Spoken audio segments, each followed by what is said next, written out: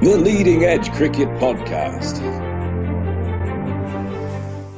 Hey guys, welcome back to the Leading Edge Cricket Podcast, episode 23. I am Rob, one half of the Leading Edge Cricket Podcast. As always, bright and early, sprightly, joined by my co-host Rich. Hey Rob, what's going on? We're good, friend, we're good. How the devil are yourself? Not too bad. Still waiting for that elusive English summer to start showing its head. Or at least the spring. That'd be nice. It is kind of officially the start of summer in England. Why? Because we did have the MCC versus Essex game that's been played. And in today's episode, we are going to break down Division 1 of the County Championship for the 2018 season, team by team, who's going to be the stars players, and we're going to make our predictions at the end of who's going to win it. So last episode, Rich, I spent time, I did a bit of research, we went away, we did a bit of digging, and we came up with a question, and it was, what are the most amount of runs ever conceded off and over in all of cricket?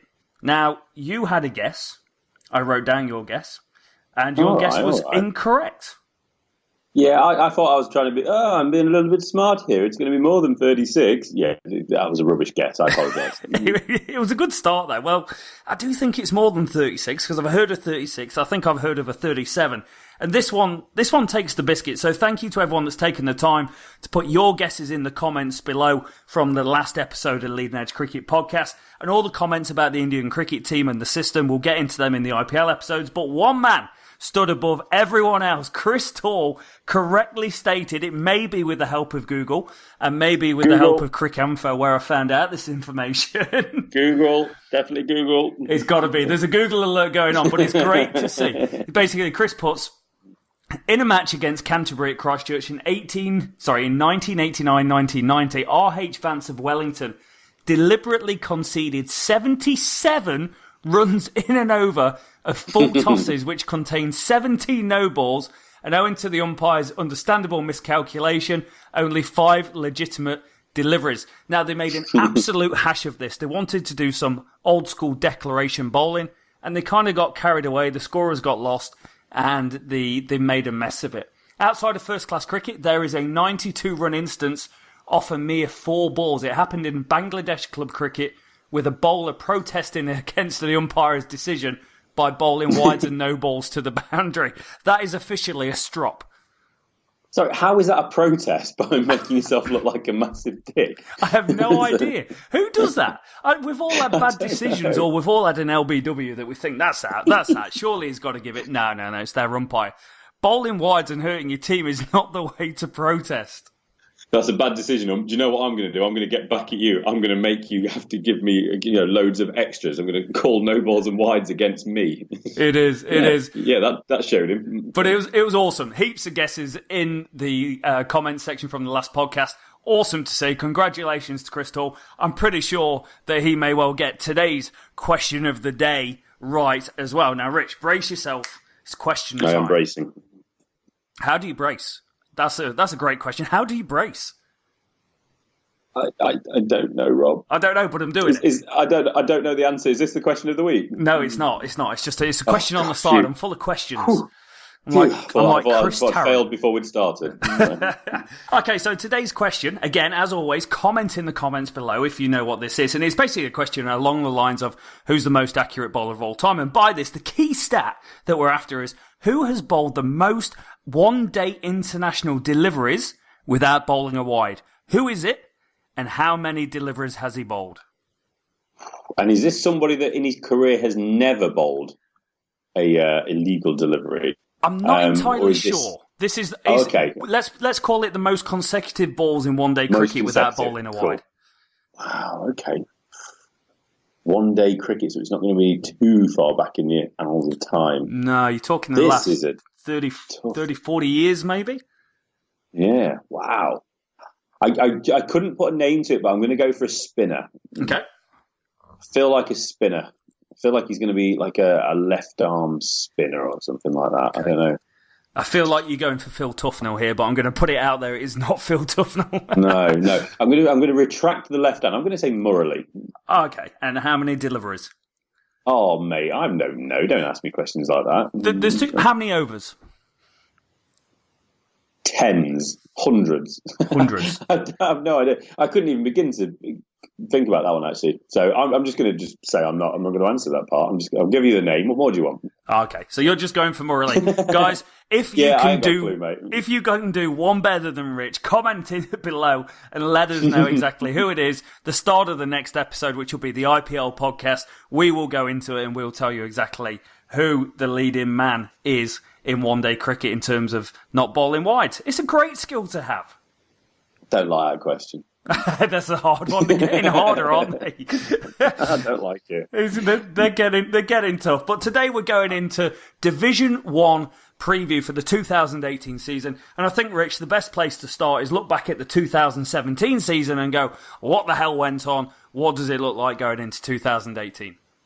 Definitely. Always a good place to start. So we finished last season, obviously 8 teams in the Championship, County Championship Division 1. We finished with Essex as champions and very, very deserved champions. 14 games were played by each team. Essex won 10, did not lose a single game and drawing 4, 248 points. They romped to the title. Lancashire, exactly. Lancashire finished in second place with 176 points. Surrey third, bit of a strange record. Once you start getting down, when you compare to Essex, 10 wins. Surrey only won 2 games. They lost 2 and drew 10 and finished third. It's a strange way of doing things. Yorkshire in fourth, 4 wins, 148. Hampshire in 7th, 3 wins, 148, same as Yorkshire. Somerset 6th, narrowly avoided relegation on 147 points. And the relegated teams were Middlesex in 7th on 146 points. Oh. That's close. And Warwickshire, 86. Poor old Warwickshire. Middlesex, I don't know if you recall, but Middlesex had some points deducted for slow over rate after an incident, after somebody fired an arrow onto the Lord's outfield from outside the field. So the game was stopped. Police were called. Players were removed from the field. And then I think before that, they were bowling a ridiculously slow over rate. I don't think the arrow was in a protest for the slow over rate. I think it was just completely unconnected. But that happened, and then they were whinging that they shouldn't have had the fine for the slow over rate because they could have made it up. It's like, how about just don't have the slow over rate? Yeah. So anyway, they got relegated. They had a whinge, but deal with it. So yeah, that's where we were. So this season we have Essex, Lancashire, Surrey, Yorkshire, Hampshire, and Somerset. And the 2 teams who came up from Division 2 are Worcestershire, who came up as champions, 238 points, and Nottinghamshire, our county, 222 points. Nottinghamshire tried their best not to get promoted, after an unbelievable start to the season. Yeah. So that's where we are this year, and we're going to run through the teams alphabetically, so there's no favouritism being shown to anybody. I like that. And then we'll go through in detail. Well, as much detail as we can muster anyway. With who's key, who's the overseas, what we think is going to happen, our predictions, and then at the end, once we've done all the teams, we'll then roll off a league table and see how close we can get it for the end of the season. No, nice choice, Rich. Nice choice. So I'm glad you're in charge of the order. So who comes first alphabetically? Who comes first? Let's get straight in. Essex, buddy. Essex. So last year's champions. We get to talk about them first. Nice. So Essex, as we said, finished first last year, captained by Ryan Tendershata. That's a nice way of saying his name. Yeah. Overseas players, they have Peter Siddle. He did have a couple of years at Notts, but cut short through injury. So he'll be keen to come back to England and bowl on those early wicket green seamers. So he's coming over. The Aussie seamer's coming over from between April to mid-May. He's going to then kind of give Neil Wagner a quick high five at Heathrow as he arrives mid-May, and he's going to be in till the end of July. So they're both going to be available for obviously County Championship and any one-day cup games that are being played around that time. For the 2020, Adam Zampa, the Aussie leg spinner, is coming on board as well. So he'll join Neil Wagner because in 2020 they have 2 overseas players now. So they're the key overseas players. New signings have brought in Matt Coles from Kent, who I believe is an all-rounder. Yeah. So that's a nice, incoming for them. Potential match winner, that's not really what you want to hear of a defending champion, is it? You really need them to have lost a few match winners. Yes. But good for Essex. So obviously champions last year, they were undefeated, clearly the best team. They've had a change of coach, Anthony McGrath, the ex-Yorkshireman. We might remember him a little bit from England duties. He's replaced a fellow Yorkshireman, Chris Silverwood, who's now the England bowling coach. Nice. So shall we have a look at what they've got on offer, Rob? Yeah, I kind of want to start with Coles, and I'll be honest, I didn't know a lot about Coles until I did a bit of reading, and he's got a bit of controversy wrapped around his career, incredibly. He was once excluded from the Kent side for a month without a proper public explanation and told to sort out his fitness and drinking issues. He had already been banned by the ECB for 2 matches for throwing the ball at an opponent in a match against Glamorgan a few years back as well. Shouldn't laugh. Shouldn't laugh. But I feel a hint of Jesse Ryder-ism going on here, unfortunately. But he's obviously got a bit about him. He is a genuine all-rounder, right? He's not going to set the world alight with the bat. He's more of a bowling all-rounder. But the guy's got 335 first-class wickets in 107 games. That's a decent record. Average under 30. He's a great asset to this team. Whether he's going to start or not is a different thing. But even as a squad player, he will be a valuable addition. Yeah, I'm sure he will, and it's the rich getting richer a little bit, isn't it? He's not the biggest name in county cricket. It sounds like he's had a bit of an exciting past, but he should add to them as a squad. And talking of the squad, let's just roll through some of the names, and then we'll pick out some key players to have a chat about. Yeah. So batting wise, obviously they have Alistair Cook. How much he plays in county, we will see, but he's certainly going to be available early season, and he will be keen as to get as many runs as possible. So he's joined by opener Nick Brown. They've got Varun Chopra, the experienced player who's played a bit of Warwickshire. Dan Lawrence, up-and-coming young player. We'll talk about him shortly. Vice-captain Tom Westley. Ravi Bopara is still around. Simon Harmer, the all-rounder as well. I believe he's on a cold pack, the off-spinning all-rounder. Ryan Tenderscarter, who we've just mentioned as the captain. James Foster, he was bumming an iron whether to retire, but he's carried on for a little while longer. Adam Wheater as well as a keeper batsman. And then they've got players like Jamie Porter, Paul Walter in the bowling department, amongst others, but they're just a couple to pick out. So that gives you a rough idea of what they've got for squad and for depth. For me, I'm just going to roll off a couple of key players. And, Nick Brown, obviously Alistair Cook, he's key, but Nick Brown's another one of those players that we seem to have, just about every single opener in county cricket has had a go or has been linked with the England opening job. Yeah. Nick Brown's another one of those. I'm not sure if he is a player that should go on to play for England, but his record in the last couple of years certainly suggests that he should be in the conversation. He's just about 27. He's a relatively local boy.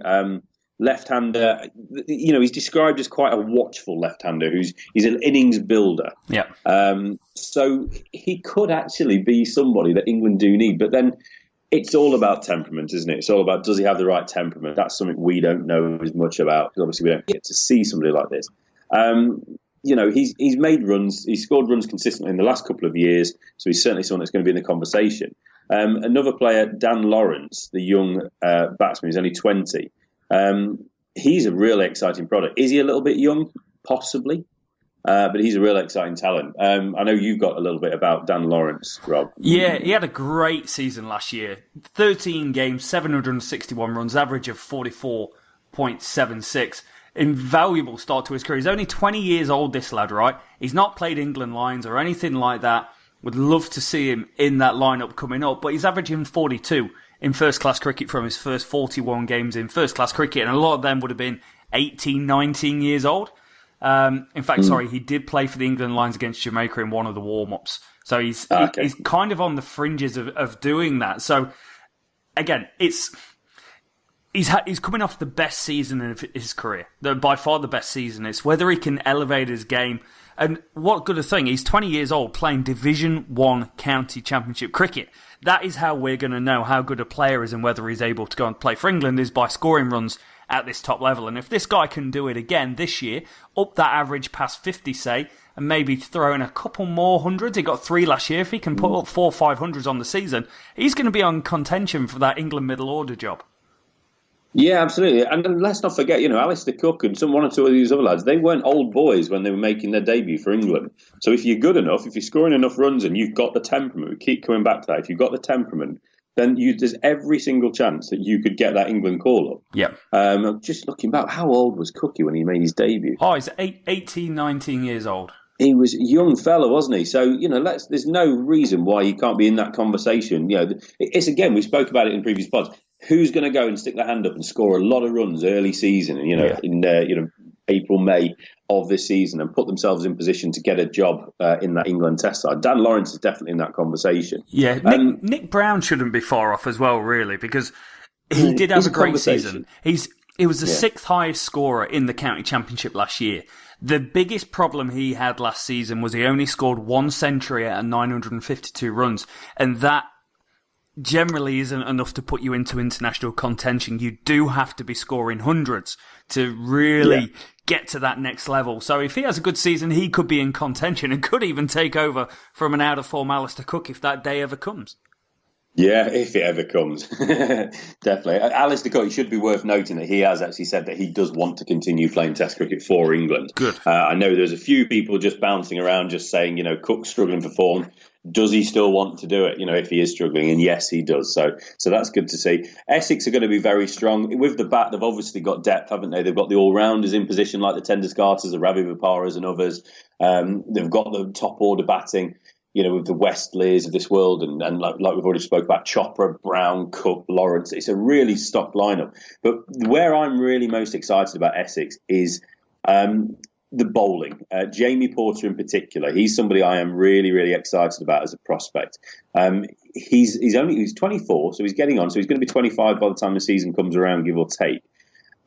He's another player that I'm really excited about, Rob. Tell me why everybody else should be excited about him. 75 wickets in the County Championship Division 1 last year. The leading wicket taker. He is 24 years old, right on medium fast bowler. It's as good as it gets. The guy's got 209 wickets in 52 games, almost 4 a game, and an average of 23.65. Again, did do a little bit of England Lions touring during February and March. But those stats for a young bowler in England is absolutely incredible. Absolutely incredible. The Essex bowling unit, the young lads in it, are as exciting as what they are in county cricket this year. Yeah, definitely. I mean, Jamie Porter, for me, I think he had a little bit of injury struggles over the winter, so it's kind of knocked him off a little bit, but it might have forced a bit of rest as well. But when they were talking about the England squad for the Ashes, he was a name that I really wanted to see in that squad. There's no harm in chucking a young fella in there. And if he plays, great. If he performs in nets and he shows up to be the right guy, get him in that team. And the way the winter went, he would have played if he was in that squad. Yeah. So regardless of what happened over the winter, I just think he's got to be there or thereabouts. Again, go and take some wickets. Same as the batsman. Start the season, go and take wickets, go and show people that you deserve, and you're demanding to be picked for England. Yeah. And go and grab hold of one of them places. We've got an ageing attack with Broad and Anderson. We're looking for these young blokes to step up. Yeah. He's consistent. 2015, 2016, 50 plus wickets each season in first class cricket. So he is getting it done. They moved up to Division 1 after promotion. Got wickets there. He's even cleaned up David Warner before. He's the man. Good lad. Good lad. So, 2018, what do we see for Essex? I mean, in my opinion, it's going to be a real strong challenge again for that title. We're not going to call them champions now or tell you where we think they're going to finish. We'll do that at the end once we've mocked up all the teams, but they're really going to challenge. We're not going to get into the limited overs, but I don't think they look quite as strong in the limited overs. Wherever I can, I'm going to mention Notts. They lost in the semi-final to Notts in the One Day Cup last year. Yeah. But it does all depend on the progression of these young players. We could be talking about a slightly different setup if all these young players suddenly start stepping up. So the odds I have in front of me, 11-4 Essex. So they're clearly favoured with the bookmakers, and you can't argue against that, really. Yeah. Right then, Hampshire. So they finished 5th in Division 1 last season. They'll be hoping to improve on that. They've got a really strong squad, led by James Vince. We spoke a lot about James Vince, but we'll park his England discussion for today. So he's going to be captain in all 3 formats. And overseas players, they've got Hashin Amla, South African batsman, obviously legendary batsman. He's coming April. He misses a little bit around early, and he's sort of April to June. But they have just recently announced the signing of Dale Steyn, fellow South African, who's had his injury, I think heel issues. So he's going to be a bit of a fill-in for Amla for a couple of games or so early season. Then after Amla leaves, there is a chance that Steyn comes back and plays late on in the season. Good sign. So that's really exciting, aren't they? Especially Steyn. I mean, that'll be magnificent to see him in. He's certainly not a spring chicken anymore, but he's I'm sure he can still hurry up a few county batsmen. So Definitely. that's going to be a great one to see. New signing, really, really in-demand batsman this summer, or this winter, should I say. Sam Northeast. He's come across from Kent. I think he picked Hampshire. They're a good setup, good place to play cricket, but also it's quite local for him. He's not had to up sticks and move too far. I know there were a number of other counties after Sam Northeast, and a number that will be feeling like they've missed out. So he's come and joined them. Who's missed out, though? Who's moved on? Michael Carberry, ex-England, ex-everything Michael Carberry. He's moved over to Leicestershire. Will Smith, not that Will Smith that you're all thinking of. Will Smith is just a relatively steady county batsman, isn't he? He was at Notts for a while, Durham University. Well, he's moved back to Durham. Yep. And George Bailey, the Australian, he did sign as an overseas player for 2017 and 2018, but he won't return this year. I believe some personal issues there. And Reece Topley as well. He hasn't left the club, but he is actually just playing white ball cricket for the coming season due to some of the injuries he's had. Trying to get himself fit, trying to control the amount of cricket he plays. So sensible decision for him. They only survived late in the season, as we mentioned. They're going to expect a lot better this season. They've got a developing young squad, I'd say, supported by a lot of experienced overseas, Colpacks, etc. James Vince, it really is make or break year for him with regard to his international aspirations. They're a team that they're chock full of talent. So I'll roll through the squad quickly, and then we'll get into a discussion of some of the key players. So Kyle Abbott, all-rounder. Jimmy Adams, a batsman. Amla, we've mentioned. Tom Allsopper, up-and-coming batsman. Gareth Berg, an all-rounder. I believe he came from Middlesex. Mason Crane and Liam Dawson, a couple of spinners there. And I think we're starting to call Liam Dawson an all-rounder after his performances in the PSL and other things. So they also have Fidel Edwards, which is a strange one. I did not realise he was on their squad. He's on there. He played there last year as well. Sean Irvine, the Zimbabwean, he's still in the squad. We have Lewis McManus, an up-and-coming keeper batsman. Riley Russo, another Colpack. Brad Taylor, Ryan Stevenson bowling. We've mentioned James Vince, and they also have the likes of Chris Wood, all-rounder, Brad Wheel, and Joe Webley. So quite a few names that we're probably not sure of.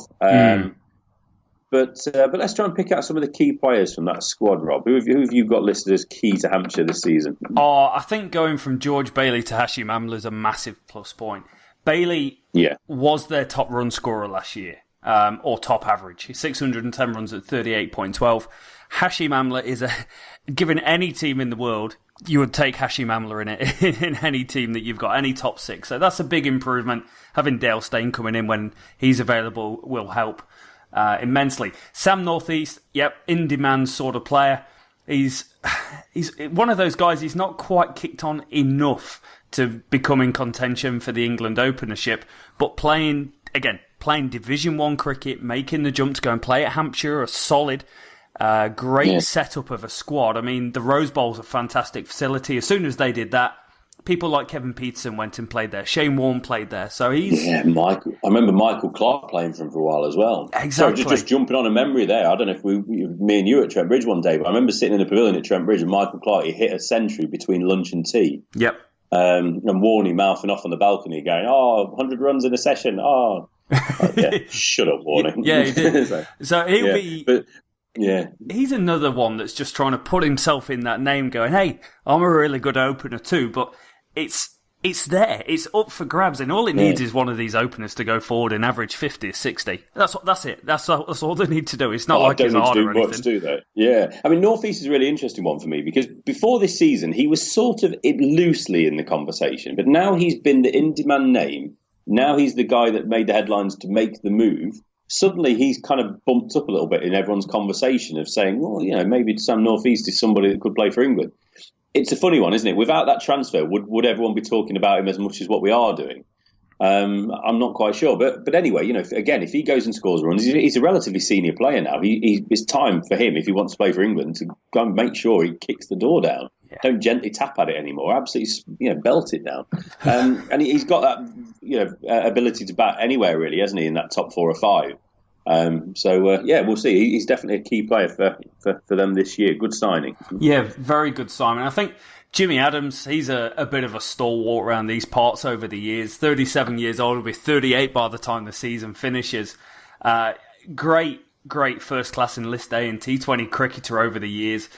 How much more he's got in his legs, not quite sure, but he's he's the engine room. He's the man in the middle of the innings that holds the piece together. Him and Sean Irvine, again, ex-Zimbabwe player, 35 years old, just a good cricketer, a really, really good, consistent cricketer. Capped 42 times in one-day international cricket.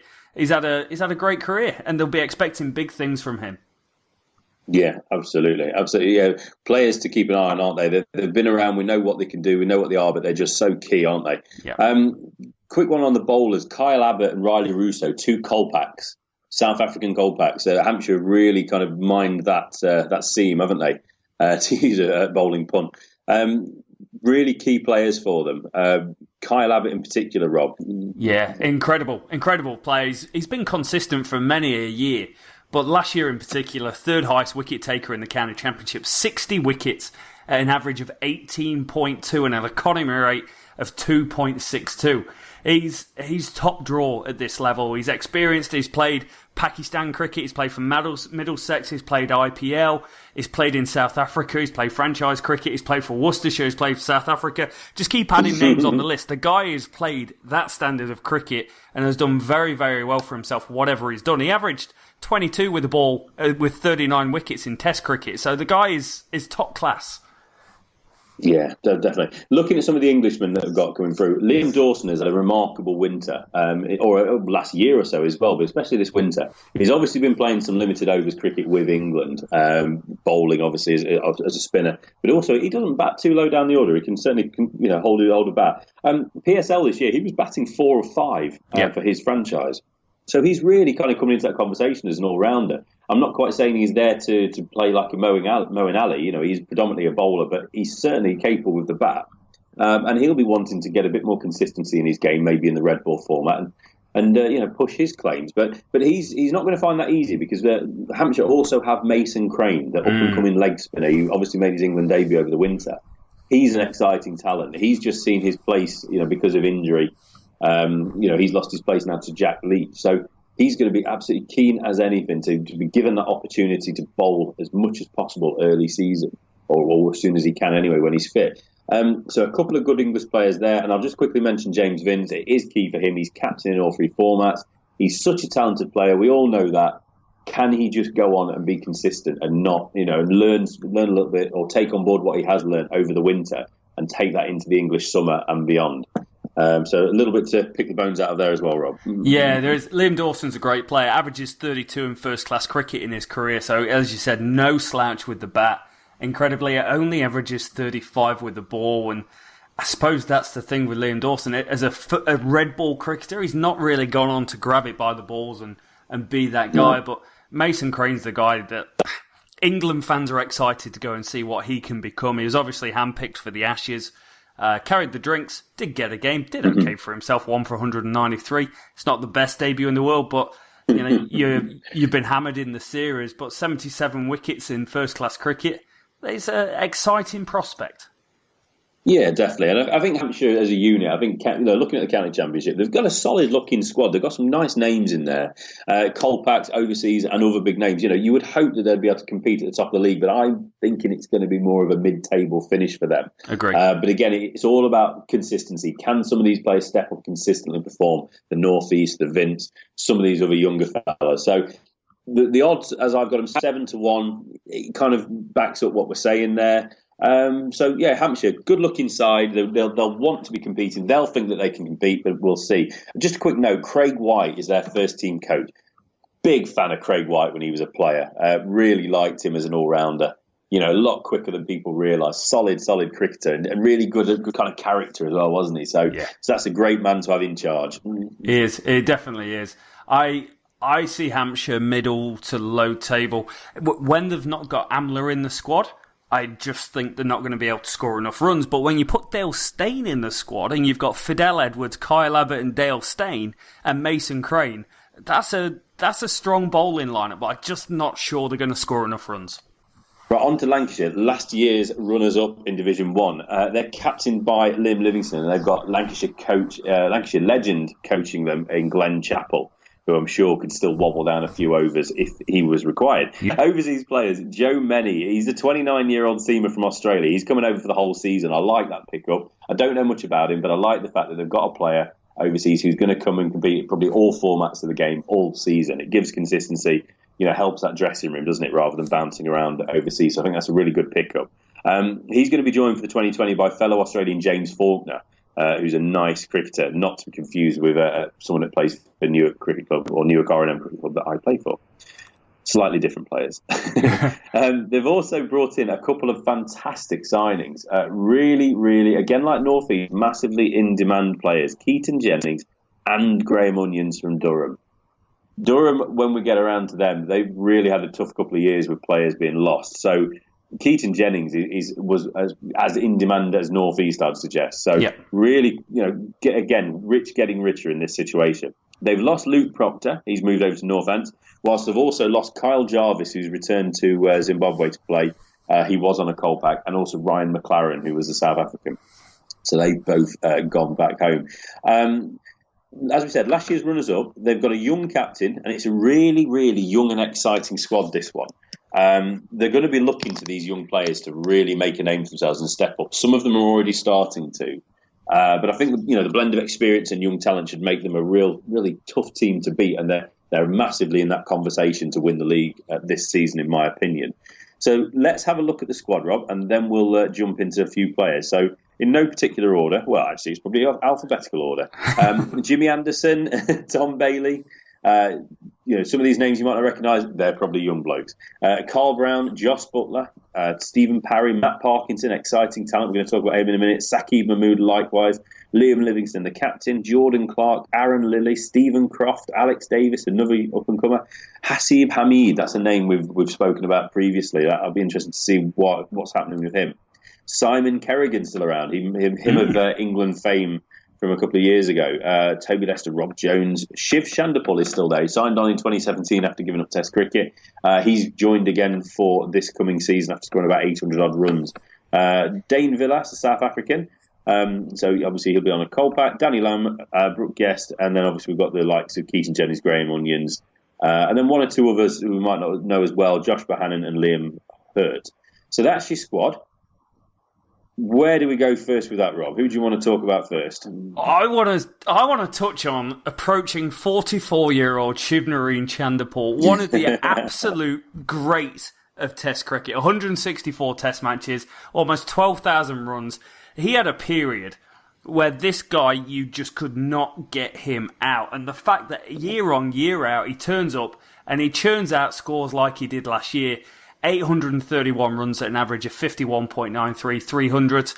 For him, his production has gone down. But the guy's 44 and he's still the most consistent player in that team. So just having him around is incredible for this team. Yeah, and it's going to help with such a young squad and with some of these, really talented young batsmen. He's going to be so important to have at the club. Obviously, they've got the coaching staff and whatnot, but having someone of his experience in there to ask questions, watch, see how he prepares, it's going to be so important, isn't it? And, what an amazing time for county cricket to still have players like Shiv Chandapal, and also one of the greatest names in cricket, especially when one of the commentators, say his name, the West Indian commentators say his name, it just rolls off, doesn't it? Shivnarine Chandapal. Or something similar. West Indian, Rob. Oh, yeah, all right. West Indian, Rob. That wasn't West Indian. Oh, okay. One of the most interesting dynamics going on at Lancashire has definitely got to be the opening position. So Alex Davis had a great season last year, just a breakout season for that lad. 916 runs at an average of 39.82, and he was quite happily opening with Hasib Hamid, sorry, take the Hassan out of there, who went on, he played 3 games for England, very dogged, very slow, almost labels himself after a Jeff Boycott, average 43. But for all the fame that this guy's had, because he was the youngest player to go to 1,000 runs for Lancashire since Michael Atherton, and in fact broke his record. So he was held in such high regard at a young age, and his production has dropped off completely. 12 games last season, didn't score 100, top score of 88, average 28.5. So you'll go, oh yeah, those 2 young lads are going to go and they're going to open and they're going to get a chance. There could be a problem for Hasib. Keaton Jennings, the guy that opened in the English summer last year, a 25-year-old opener who's got 1 international test match 100 to his name. He has made the jump and he has gone for the Lancashire. So all of a sudden, they have got competition at the top of the order. Yeah, I think England, when they've obviously got a question mark at opening, but you've also got that question mark at number 3, haven't you? So I think a lot of county players, if they're an opener, you're almost going to be looking at number 3 as an extra opener these days, aren't you? Yeah. Because that's how England look at it. And I know we can't keep going back to England, but I think you need to. All roads should lead to England with county cricket. It's not the be all and end all, but that's where we should be looking. So it's going to be really interesting, that competition for places and the big decisions for Glenn Chappell. Does Keaton Jennings open with Alex Davis? Is there a number 3 in there? Is Keaton Jennings better suited to number 3? We shall see. Alex Davis, wicket-keeper as well, yet another wicket-keeper batsman, top batsman. We just seem to have a ton of them at the minute, a surplus almost. So he's a really exciting talent. He played well over the winter, North v South, Lions, all that sort of stuff. So they've got some really good players. Liam Livingston's another one, the captain. We've not mentioned him just yet as a batsman, but he's somebody that he's banging on that door for England, isn't he? It was a real surprise that he didn't get the nod in the second and final test of the winter in New Zealand. So he'll be, he's going to be as keen as anybody to be sitting down, getting some runs as it starts the season, and he'll be sitting down like we have and looking around the league and going, there's some good batsmen out there that are also going to be wanting to demand almost to play for England. Yeah. So it's going to be massive for him if he can lead from the front and score runs early. Everything's there for him. So I think that kind of covers the batting. Bowling, Graham Onions, he's come along as well, hasn't he, Rob, from Durham? Yeah. Durham obviously had a little bit of financial difficulties and whatnot, relegated, long story there. A bit of a strange one, a bit like Notts a few years ago where they wouldn't give a longer contract to Ryan Sidebottom and then he went on to have a really good career, or end of his career with Yorkshire. I think we could have a similar situation with Onions. They didn't really want to give him a long-term agreement. And now he's come to Lancashire. He's probably going to play quite a few more years, isn't he? He is. He got a 2-year contract out of Lancashire, injuries permitting, because he has had a lot of injuries over the year. But he's solid. He's going to be a 3-format guy. He could throw the ball down at 90 mile an hour at one point of his career. Not sure if he can do that yet. No. No, not quite sure. And he can also get on with it. He's just a good, solid cricketer to have around, and there was at one point in his career was really thinking he could be something special in the test match arena. Wasn't quite to be because of injuries, but first class still gets it done. Averages 26 with the ball, 619 first class wickets, and you say that's a lot of experience. Well, he's got a lot of really good young cricketers, Rich, that he can work with. Yeah, absolutely. And talking to young cricketers as well, Saqib Mahmood, another really exciting quick. There's a theme developing here. Basically, every team I'm looking for, who is the young quick bowler coming through? That's what I want to see. So like Jamie Porter at Essex, who's the next one? Saqib Mahmood, again, he's had a really, really good winter. He's took a lot of wickets, where in Englandshire or again in the North v South stuff. So Saqib Mahmood, Rob, tell me a little bit more about Saqib. Useful, 21 years old. He had a decent end of the season last year, I suppose. He had 3 first-class matches, 12 wickets at an average of 21. Takes his career total to 16 at an average of 27. I really like this. He was born in Birmingham, but raised in Rochdale. Now, you guys may not know this, but I am a lifelong Rochdale football fan. So big fan of where he's come from and a huge fan of where he's going to. I love that. So that's another one. And one more bowler I want to talk about, Matt Parkinson. Like Saqib, he's had a really, really productive winter. We've mentioned his name on a number of occasions for the wickets he's taken, Rob. So Matt Parkinson, one more for you as well? One more exciting young talent? Yeah, definitely exciting.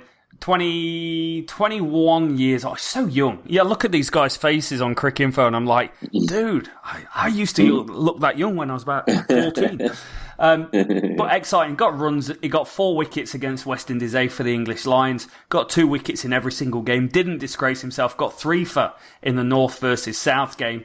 And he's got 24 wickets at 27 in first-class cricket. So he's obviously taken to it and doing very, very well for himself. Had a decent performance last season. 5 first-class games he got trusted with. Didn't bowl the most amount of overs in the world, but did enough to get 14 wickets at 22. And it's a great environment for these guys to be playing in. Lancashire's got a history of producing some decent fast bowlers. You look at Jimmy Anderson, Glenn Chappell,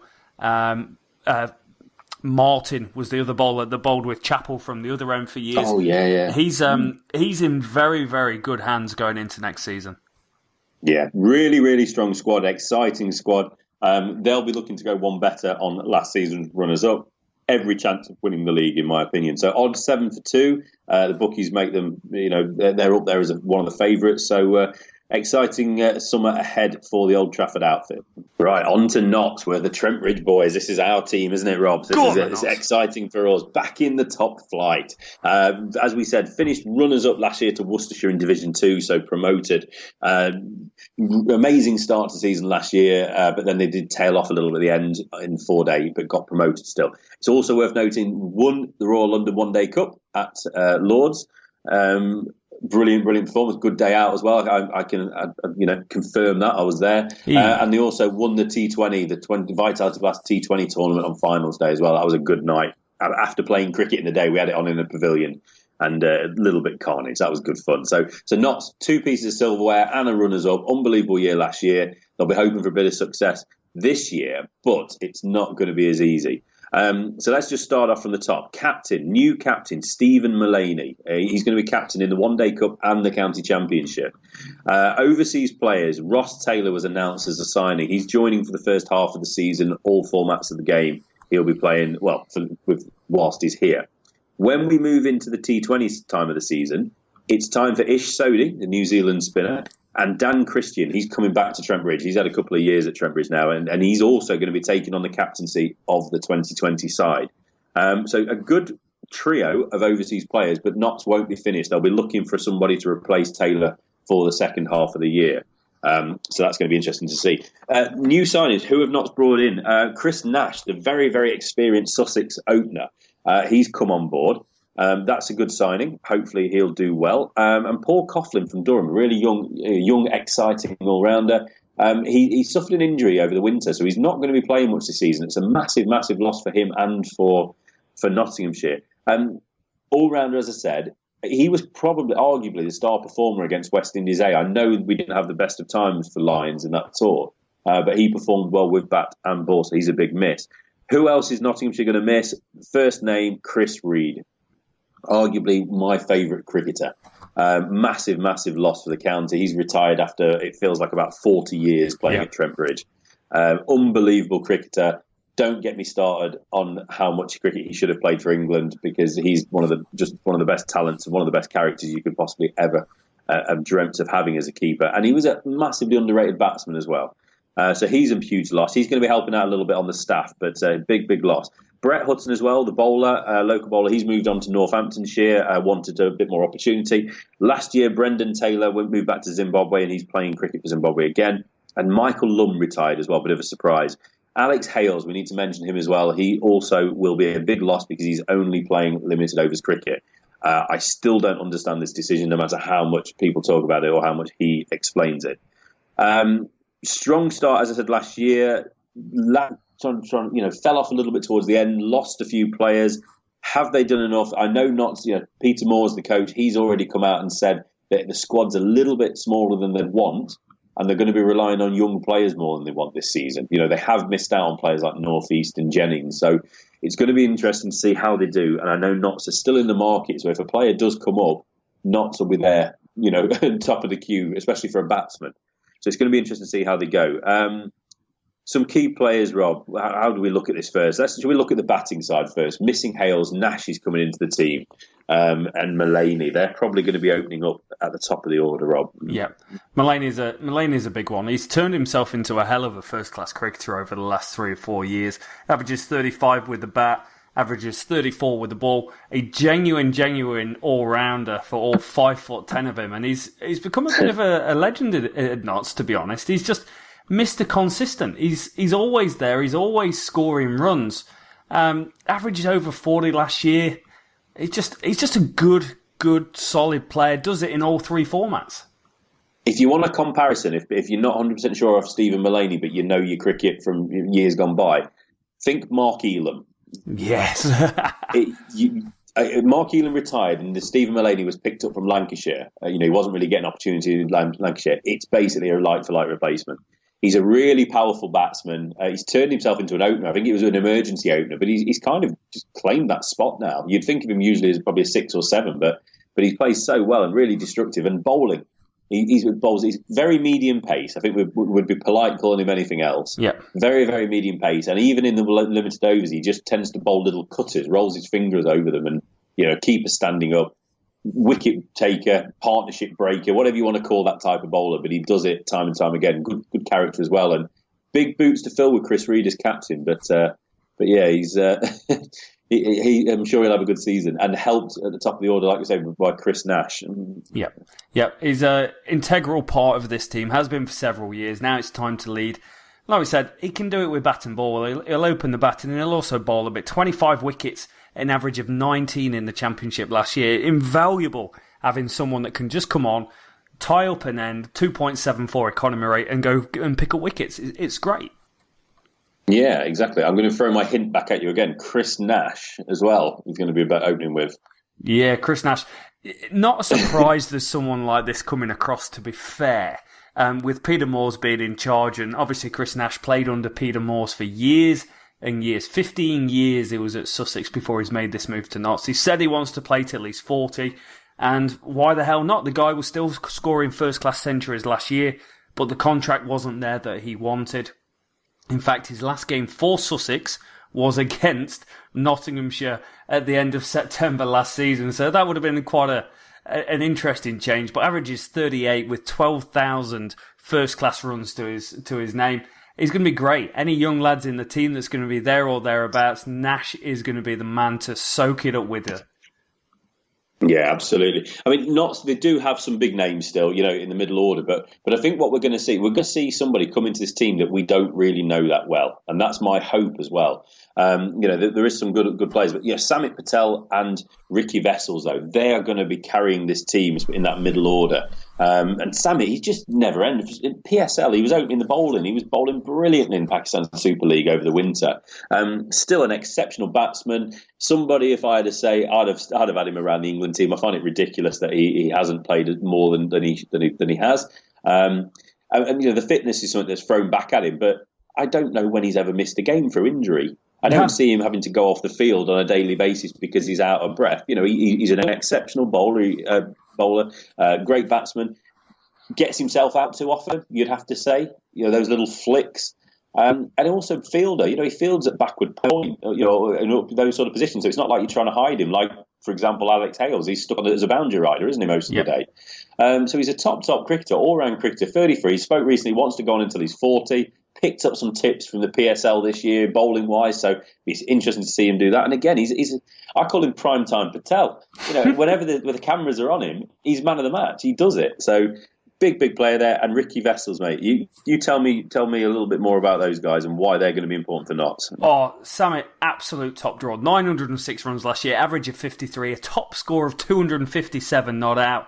And you put that with his 19 wickets, an average of 35. He's been there forever. He played his first second team game for Nottinghamshire when he was 14 years old.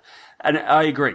Only the 6 test matches for England, should have been a hell of a lot more. And incredibly, only 18 T20s and 36 one-dayers. Much better cricketer than what he was given credit for. He just didn't fit the mould of what they were trying to do at the time. And it's such a shame because he's such a talented ball striker. You struggle to find someone. You watch your T20 cricket on Sky Sports, you won't find someone that hits the ball as sweetly as a Samit Patel. Yeah, absolutely. He's got his faults. We appreciate that. We're not going to see through that, but it's criminal. It's the same in Reed as Chris Reed in some respects, but it's absolutely criminal that this guy's not gone on to play more cricket. Test cricket, when you're wintering in places like India or Sri Lanka, or playing against Pakistan, and you're looking for your second spinner. Why he wasn't given more of a go, I'll never know, especially as a batsman. He could have batted at 7 or 8, a bit like Moeen Ali has done, and he would have been a success. In limited overs as well, it defies logic that he's not played. So backing up Patel and Vessels, you've got some young blokes as well looking to make a name for themselves. Jake Libby, he's been around the scene for a couple of years now as an opener. Got real potential when he first burst onto the scene, scored some big runs, but he struggled a bit more last season, but he'll be hoping to kick on again. Billy Root, will know that surname, Joe Root's older brother. He's starting to make a name for himself as well. And Tom Moores, arguably the biggest boots to fill. We've talked about Mulaney having to fill the boots of Captain Reid, but we're talking about Tom Moores actually replacing Chris Reid as a player with the gloves and with the bat. He can battle the top of the order, but huge year for him. And we really hope he does well, because he is absolutely key to the success of Notts this year. Good keeper, interesting batsman, and obviously the name Moores, he is actually the son of Coach Peter Moores. So Notts have got a bit with the bat there, Rob. Yeah, definitely got a bit. The Moores one is one to watch. Playing for his dad must be a very interesting experience. I don't know how I would have got on playing him for my old man. He would have given me a clip round the ear every time I got out hitting mid-wicket. But his career is right at the start. He's 21 years old. I forget how young he is, actually. 21 years old, only averages 16, but this is his first real opportunity to show the world what he is and what he can do. And Billy Root as well. For so long, he's in the shadow of Joe Root, as you would expect, but the guy averages 45 in first-class cricket. He's only played 8 games, but if he can go on, he had a great end to last season. He got 132 in that final game against Sussex, and he's capable. Very, very capable player that can go on and score big runs. Jake Libby, he just hasn't kicked on to be the player that Notts would like him to be, or be as consistent, because he does have the ability to bat at the top of the order or in the middle of the order. His average 31 from 36 games. It's not quite where they want him to be, and he's only playing one format of the game for them. So it'll be interesting to see how much leeway they give him at the start of the season, whether they're going, right, you're our guy, or if they're going to go with someone else.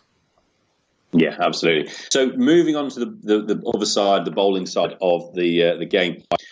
I'm going to start on the spinner. Obviously, Samit's going to be our first spinner. He has been for a number of years. But when we do go in with another spinner, we've got a young fella called Matthew Carter.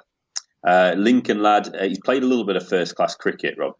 He's somebody that's exciting. He's actually his relation. You might remember Andy Carter used to play for Notts, so he's a relation of him.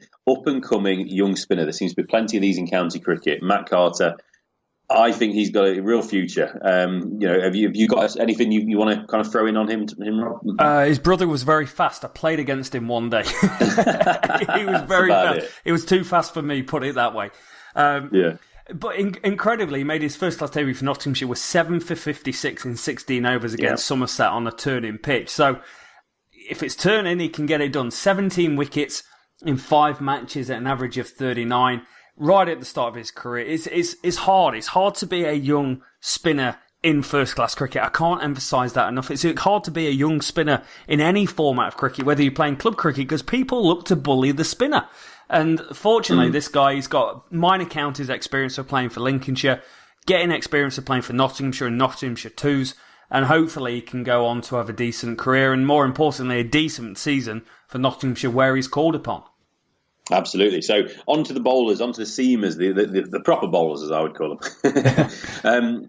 Obviously Stuart Broad, but how much we see Stuart Broad is up for debate every season, isn't it? Yep. It always seems that the Durham and Lancashire players that play for England are available more often than the Notts players, but I won't go down that road. So Broad is there. Jake Ball, he's had a really frustrating winter. He was taken out on, as part of the Ashes party to Australia. He played at the Gabba. And then suddenly he didn't play again all winter. He was dropped for New Zealand. I found that bizarre. He didn't have the best of game, but nobody had the best of game in that first test. And he would have been suited for Australian pitches. And I do find that odd. So he's suddenly gone from being, in the starting 11 for the first Ashes test to kind of not being in a conversation for England. So he's going to be so determined to come back and perform this year. So it'll be interesting to see how Bally gets on. Mark Foote, you might remember, he started his career at Derbyshire, played for Surrey for a number of years, then kind of not vanished, but just went away from the spotlight a little bit. He ended up being picked back up from Notts halfway through last season, played a couple of games here and there, but didn't really get going. He's fit, he's ready, he's firing to go. The big left armer, he was a quick bowler for a time, wasn't he? Yep. So it's going to be, he could be absolutely key to this bowling attack with Jake Ball. So it's going to be interesting to see how he goes. Fellow left armer Harry Gurney, he's still around. We have Luke Fletcher, everybody's favourite Nottinghamshire cricketer, Luke Fletcher. He's coming back from that really scary incident where he got smacked on the head when he was bowling in his follow-through. He got smacked on the head. and actually left the field. And just to be on the safe side, he didn't play the rest of the season because of that incident. So that was a really scary moment. So he's back. He's ready to go again. It'll be interesting to see how he can get on. Real good talent. He's maybe a little bit in the Samet conversation about fitness, but he's certainly a good player. Then we look at players that aren't as obvious that we think about with Notts' bowling attack. We've got two young lads who I'm really interested to see how they step up. Luke Wood, another left armour, he can bat as well. I think he's had a 90 odd. He's a real talent. I think he's had some England recognition as well in the age groups and what have you. So he's somebody. Which one's going to step up? And also another lad that people might not realise, Ben Kitt. Young player. He was on the verge of playing last season, but his injuries put a hold on that. He's a quick, aggressive bowler, and I think that we're going to see him this year. I think he's going to get his opportunity, and there's going to be a bit of rotation with this bowling attack, and one of these fellas is going to step up, and we're going to be very, very excited. I'm sure of that. So if there's anyone else there you want to have a chat about, Rob, feel free. I think Footett's a good one. Having someone that can bowl that pace, because the guy could bowl 90 mile an hour at one point. I don't know whether he still can. I'm a bit away from county cricket last few years living down here, but genuinely fast bowler. There was talked at one point about possibly an England call-up. I think he even made he was 12th man one day. I can't remember exactly. Yeah, that's right. He was in the squad, wasn't he? Yeah. Yeah, a bit, and like you said, a big season for Jake Ball, coming back off the England disappointment. Never realised he is the nephew of Bruce French, ex-England wicketkeeper Bruce French. What? You never realised? No, didn't know. There you go. No, I didn't either. I'm joking. I have no idea. But again, a good player, looking to improve on last year. 27 wickets at 25 last year. He'll be looking to put himself into that next category of 30, 40 wickets. Foote will be looking to hit the ground running. Fletcher, so good to see him back from injury. Just consistent for Nottinghamshire over such a long period of time. 91 first-class games and 270 wickets at an average of 28.7. Very, very good, consistent performer across all three formats. Spent time down in New Zealand. He played in the T20 for Wellington a few years ago when I first moved over here. Top bowler, good Yorker in T20 cricket, and 6'6". No one wants to face someone bowling from all the way up there. No, absolutely. No, the Notts have got a pretty good squad. I've kind of had a bit of a negativity around kind of thinking, we're struggling. We've lost quite a lot of players. We've not really brought in those players, not really replaced. But thinking we're going to have a little bit of a struggle. But now I've just gone through that squad and I'm talking myself into it. We're going to have a good year. It's going to be a good year. It's always a good year at Nottinghamshire at the moment. Yeah, odds 6-1 championship, so there or thereabouts. But more importantly, Wisdom. They predicted Notts to finish third, nice, which I think is a little bit rich, but I would certainly be happy with that. First things first for Notts. Let's make sure we stay where we are. We don't have the strongest squad in the world, and if we get one or two injuries, or if one or two key players aren't quite performing, it could be a tough start. And you know what it's like. If you make a tough start, it takes a while to turn that around, doesn't it? So It all depends how we hit the ground and how players obviously perform. But yeah, hopeful Notts will have a positive season, and white ball is where they could really eat again, especially with Hales coming in, and then you got Christian and Stodie and stuff. But yeah, I'm optimistic now, Rob. I've talked myself into optimism. Moving on to Somerset, finished 6th last season. They are led by one of the youngest captains around, Tom Abel. He's the captain of the County Championship and the One Day Cup. He had a tough year last season. He was given the captaincy. He was only 23 at that point. And he ended up actually being dropped to the second 11 for a while. But there is a lot of faith in the young fella that he's a real leader of men. So he still has that job, and there'll be big expectations for him. Local product, somebody they're really, really excited about. Lewis Gregory, he's taking the mantle on for the T20. So we'll see how that goes. Overseas player has not gone well for Somerset. They had Cameron Bancroft, that well-known Australian batsman, lined up. But obviously they made the sensible decision in the end to terminate that offer after the ball tampering nonsense. So he is not there. They are obviously in the market now for an overseas player, and that's a big loss because he would have been there all season. Corey Anderson, the New Zealand all-rounder, he's coming over for the T20, and that's pretty much it. No new incomings. They've lost Jim Allenby. He's been released, the old-timer, and Michael Leask as well. Big loss of Cam Bancroft, no real signings, so obviously it's going to be a similar year, similar group for Somerset. I think that they're looking to kind of finish where they can, where they just stayed up last season. So let's just have a quick look at the squad, see who they've got, because they've got a pretty good young squad, another county with a group of young players. So Tom Abel we've mentioned, Tom Bantam, George Bartlett, Dominic Best we're going to talk about in a minute, Eddie Byram, another young player that's quite an exciting player, Stephen Davis, the old Surrey wicketkeeper batsman and England, Ben Green, Lewis Gregory, Tim Gronwald, James Hildreth.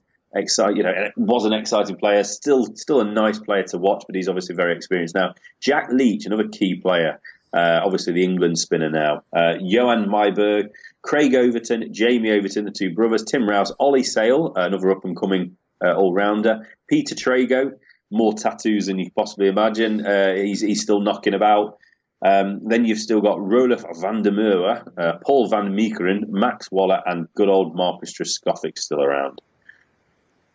Rob, that's the Somerset squad. I think more of the same this year. Some good players there, especially Abel. Obviously, he's going to want to step up this year. Craig Overton, he's had a winter playing for England. And then the old-timers, Hildreth and Trescothick. Some key players there, but also Dominic Best. He's had a hell of a winter with the North, South and Lions. Yeah, Best has had an absolutely stellar time of it, hasn't he? Averages 23 in first-class cricket with a bat and 21 with the ball. That puts him in all-round category in my eyes. One above the other. But for the Lions and the North versus South, he was incredible. The MCC game versus Essex, incredible. 8 wickets in the game at just over 100 runs and 107 with the bat. This guy's got something special about him, Rich. Oh, 100%. And he's lined up for a big year this year. If Jack Leach is playing Test cricket for England, there's going to be ample opportunity for Dom Best to be the lead, the full-time spinner there. They've also got Max Waller, who I thought Max Waller was about 23, 24, and he's actually 30, so he's not an up-and-coming spinner anymore. So hopefully Dom Best gets the opportunity. Waller probably a bit more white ball. If Leach is playing, then Best, look out for him. He's the next one, to keep an eye on. Abel, we've mentioned a little bit about. Overton. Craig Overton, Rob. He's got himself in that England Test side. I'm not convinced, but as a county player, top player, decent player. Yep, top player, mate. Absolutely top player. 46 wickets in average of 22 last year. You can see why England were excited by him. He's quite a lengthy, rangy sort of bowler. And his first-class career is top-notch. 200 wickets, average of 26, averages 20 with the bat. Kind of ticks all the boxes that England would like to see when they tour Australia. Just didn't quite kick on during a difficult Ashes series. Not quite sure if he's going to be in the England setup to start with. So hopefully Somerset will have this guy at the start of the season. Yeah, 100%, mate. It's going to be such a difficult one. Where's the runs coming from for them? I mean, Bancroft was due to replace Dean Elgar, who was obviously there the year before, but obviously he's not there. He's not going to be there. Tom Abel, big responsibility on him. Jim Allenby's moved on. So we're back looking at Trescothick and Hildreth, aren't we? We are. They're going to have to score runs. We are. They both had, by their standards, disappointing seasons last year. Both played 14 games. Both just a touch over 700 runs and an average of 30 and 28 respectively. And you put that in career context, someone like Trescothick, right? He's 42 years old and he's still getting it done for Somerset year on year, with last year probably being the worst year that he's probably had in, it might even be his career or since his first season. That's how big a difference it's been. But as a career average, the guy averages almost 42 and 6,500s. They're hoping he goes back to full form. And James Hildreth, I don't know how he never went on and played for England. I really, really don't. The guy scored a triple hundred. He's averaged 44 in first-class cricket in his career, 234 games, runs in all formats, but never was good enough to go to that next level. And I really struggle to understand that, because the times I saw the lad play when he was a lad, when he was younger, he was absolutely incredible. And you just would have gone, this is the guy. This is the guy that's going to go on. He was a multi-sport guy. He played hockey, he played tennis, he played squash, he played rugby, he played football for Luton Town as a teenager, and he could seriously bat. He was a pretty batsman as well, wasn't he? He was nice to watch, in the mould of an Ian Bell, perhaps, someone like that. But I think his peak of his career probably came at the time when England had a really, really good side. Really good, solid consistent batting lineup, and he just was unfortunate. If he was, in his pomp now or at his peak now, I don't think there'd be a question. That form he had and the way he was playing a few years back, he probably would be in the team now. So maybe a little bit of circumstance. But yeah, what a talented player. And it's so nice to see him and Trescothick still about. Trescothick as well, considering the issues he had in his personal life, mental health issues, stress, reaction, depression, etc. Considering that he's now still playing, I just think it's unbelievable. I love Trescothick as a player. We often cite the 2005 Ashes, one of the best series ever. Trescothick was front and centre at that. And he was for a number of years for England, and it's so nice to still see him playing in county cricket. It is, and the other one that's going to be up there for them, they really, really need to grab some runs out of Stephen Davis. 775 runs last year, call it the most, and an average of 35. It's the averages for these guys, though. For a team of such experience and talent, they need these guys to be averaging 40 to take them out of that relegation dogfight. And Davis, he played for England. It's a long time ago, though. He's not represented England since 2011. That's how long ago it is. I didn't realise it was all those years back. But they're going to need something special from these three guys. They're the experienced guys. And Peter Trago down the order always comes in and gives it a bit of long handle and can bowl decent as well. 379 wickets at 36. Very handy cricketer to have. They've relied on these, three of those four cricketers for so many years. Are we just going to have to see the change of the guard at Somerset? And this is a season where they could be at the end of the tether and they work their way down to Division 2. Yeah, the possibility. It's going to be a tough one, isn't it, for them? But again, we've said it a number of times. How do those young players step up? That's what it's all about. Eddie Byram as well, another lad, is left-handed opener. He's only 20. He scored some runs pre-season already. I believe he's got a background from Zimbabwe. Irish passport, though, always useful no matter where you are in the world. And he scored some runs this winter as well in Zimbabwe, so that's going to be an interesting one. I've just got to say, we've used a couple of resources, haven't we? Obviously, our own knowledge, limited as it is in some respect, but we've also used a couple of other places, and I've just got to give a shout out here, Wisden, for their review on Somerset. I love this. They're talking about the spinners and the bowling attack, talking about especially at Hyderabad. Because of how much it spins. So instead of Hyderabad, they've called it Hyderabad, obviously because of the link with how much cider is made in Somerset. I do like that. But I love that. It's the Leach Best axis at Hyderabad. Big fan of that. So that's a great use of turn of phrase there. So good on it. And they were talking about Waller and Van der Merwe more with the white ball as well. So that's kind of what we were saying. So yeah, tough year ahead, but they've got some exciting players. Jack Leach, obviously, how well he did last year. Best, I'm really excited to see how well he goes. Yeah. And yeah, just let's see. There's nothing more we can say, really. They may be a bit short if Overton and Leach are playing for England. So that might be where they struggle a little bit. Yeah, that was the core. That was the core last year. Those guys took 97 wickets behind them, and the rest of the team took about 97 on the season. So without those two, there's a real big gap at Somerset. Absolutely, yeah. Odds 14-1, so obviously the bookies see it as we do, that they're going to struggle this year, but who knows. On to Surrey, one of the big boys in English cricket, the Londoners. So they finished third last year. Captain Rory Burns, he's Championship captain, but he's also taken on the One Day Cup captaincy from the evergreen Gareth Batty. Jade Dernbach, not my favourite cricketer. He's going to be the captain of the T20, so that's where we are with those. Overseas players, they've been unfortunate. Mitch Marsh has pulled out recently. He was set, like Bancroft, to stay for the whole of the summer. So that's a disappointment for Surrey. Aaron Finch, though, he's going to be back over for the T20. Him and Jason Roy opening the T20 is as good as anywhere in the world. New signings, nothing really to report at the moment, although there has been linking with Morley Moorcook coming over on a coal pack. I've not seen that confirmed, but if that is agreed, then that is a hell of a signing. That more than makes up for Mitch Marsh. But also, they're going to be on the lookout for the overseas player, and the talk was that Virat Kohli could potentially make a move if he decides to come and play a bit of county cricket when he's available. So all interesting. They've lost Ravi Rampal. The slightly rotund, it's a bit harsh, isn't it? I shouldn't say that. He's moved over to Derbyshire anyway. He was having a bit of a grump fest in the Royal One Day Cup final against Notts at Lords. So he's not a bad player, but see ya. So we won. Yeah. And they've also massive loss. Kumar Sangakkara, he's retired from or moved on from this game. He's still playing a little bit of cricket, isn't he? As we know. Prediction. Well, I don't look at prediction just yet, but they lost in the One Day Cup, like we said, to Notts in the final, so they did really well there.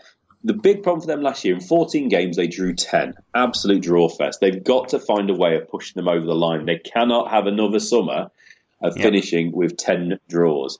1-2, lost 2. It could go either way for them this year. The predictions are that they're going to compete. I think Wisden have them going second. We'll talk about it in a bit. Really, I think for them, again, it's going to be looking white ball, but they will challenge on all fronts. How do they do with the loss of Sangakkara? Is Stoneman going to be around? He scored a lot of runs from last year, but if he's playing for England, again, that's a gap at the top of the order, isn't it? So big problem was taking wickets, so we're going to have to look to the bowling attack and some of these lads coming through to sort this out. So what have we got in the squad, Rob?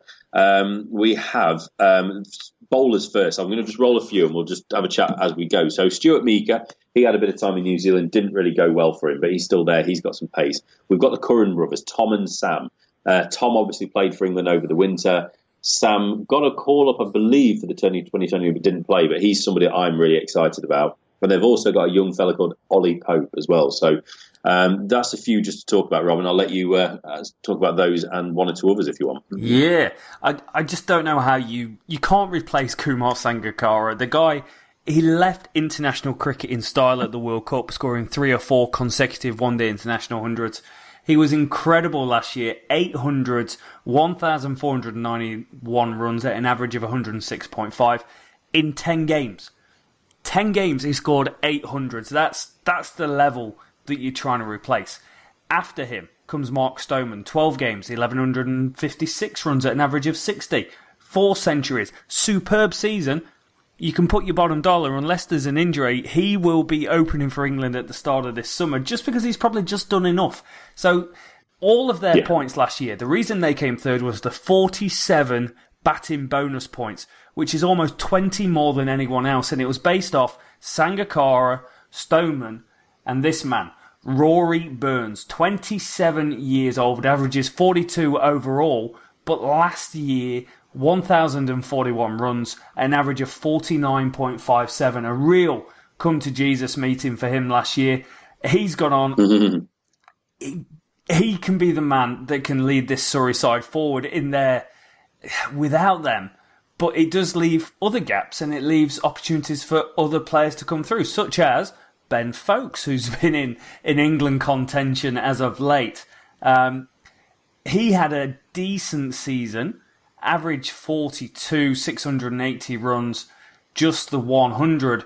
But for him, it's going to be very hard to get in the England team. So you can pretty much say, unless Bairstow gets injured, he is going to be around this Surrey team for the majority of the season. If he can have another good season where he averages 45, say, and Bairstow goes on to become a genuine top 6 batsman, then he might be in contention and they might play Bairstow just as a batsman. You never know. But it's a big season for him here. Yeah, so talk to me a bit about the bowlers then, Rob. We've got the Curran brothers and we've also got the up-and-comer in Ollie Pope. What do you like? Who do you like? Tell me a bit about those guys. Yeah, Stuart Meaker had a bit of a mare in New Zealand. I was quite excited about the fact he was coming to Auckland. I was like, Stuart Meaker, he can bowl fast. No, he probably still can bowl fast. But they need a complete 360 on this bowling attack. They've lost Mark Footitt from last year, who averaged 29 with 23 wickets, and there's no one got over 25 wickets. Sam Curran, 25 wickets as the leading wicket taker, averaged 47.16 with the ball, which is not good enough for first-class cricket. Hence, they only won 2 games when they got 47 bonus points with the bat. So they've got a big gap around here. Jay Dernbach played 5 games. He got 10 wickets at 43. Tom Curran, 24 wickets at 34, more respectable. And incredible, Gareth Batty is still playing cricket at the age of 40, 25 wickets at 34 last year. Didn't have the worst season in the world, but the fact that he's 40 and still playing and still ticking over is incredible. 656 first-class wickets for the man. I don't know where they're going to improve as a bowling unit. I really, really don't. They've got there's such a strong batting lineup.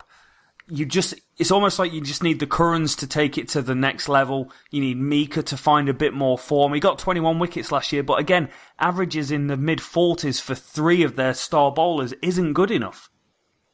Yeah, that's absolutely fair enough, isn't it? For me, I think Sam Curran, he's only 19. He's done more in 2 or 3 years, although his stats might not show it.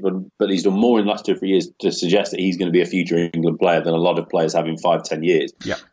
So he's a real talent. Tommy's brother, obviously, he's a good talent as well. Ricky Clark, he's still knocking around. As you say, Gareth Batty's there. Jade Dernbach, we don't need to talk about him really.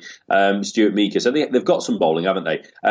Ollie Pope, sorry, I've thrown Ollie Pope into the wrong part of the conversation. He's another wicketkeeper batsman, but he's an up-and-coming, he's a real talent alongside Ben Folkes as well. So they've got some real skills there. Amar Verdi, he's somebody that we might get to know this year. He just, again, think Monty Panesar.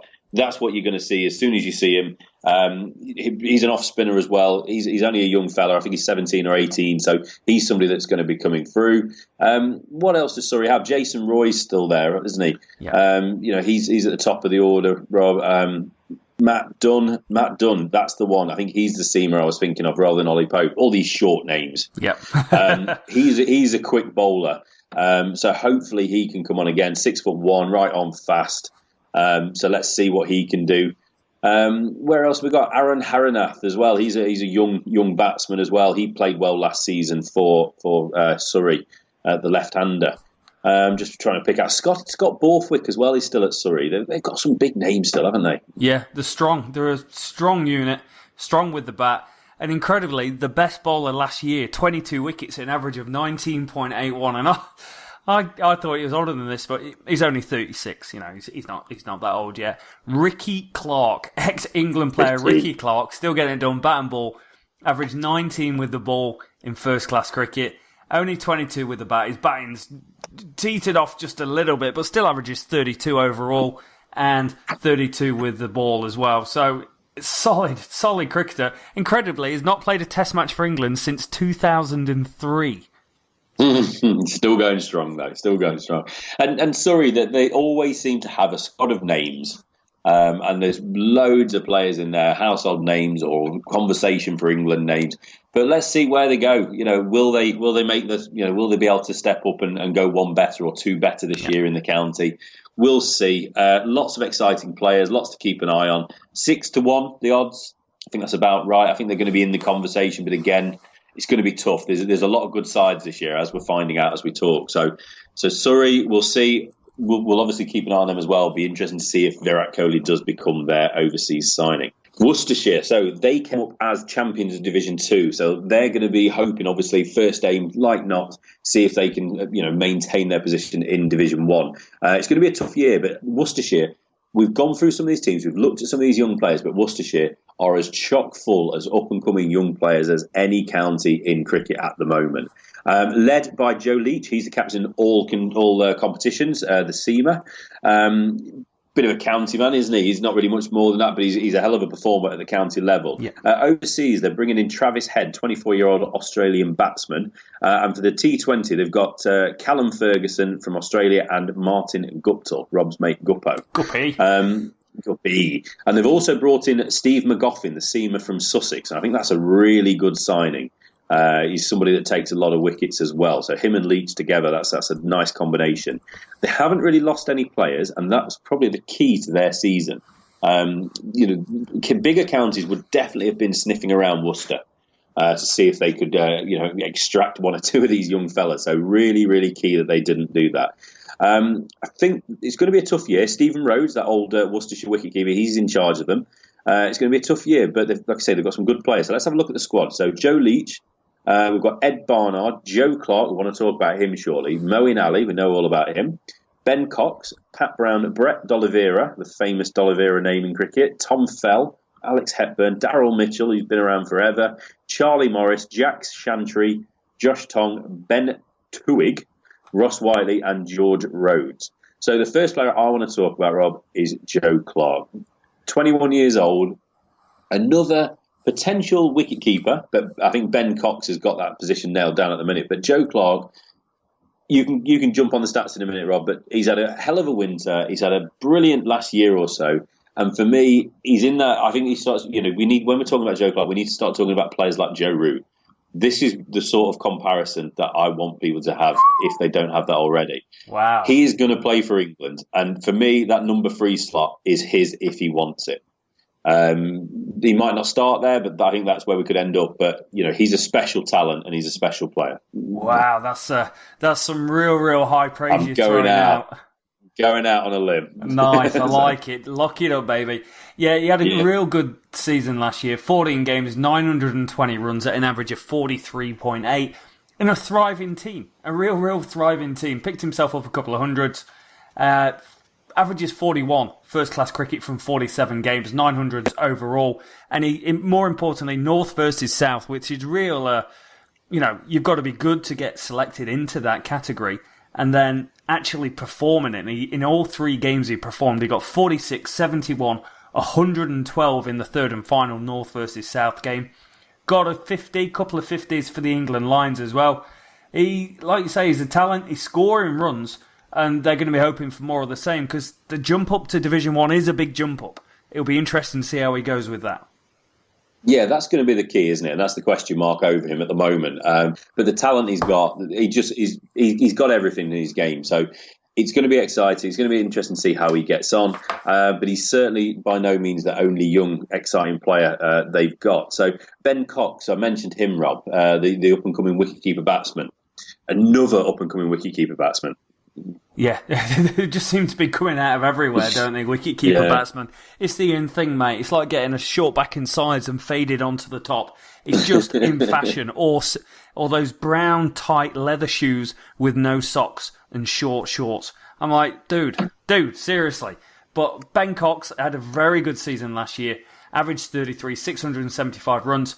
26 years old. Averages 30. Not sure if he's got enough steam to ever make it onto the England pedestal, but there's nothing stopping him being a fantastic county player. And he made his ambitions clear when he was younger. He said, I want to be the next James Foster. And what that says to me is that he wants to be an absolute exquisite gloveman. Yes. Foster wasn't quite that level to go on to the next level, but wicket-keeping to me at the top level, it's an art.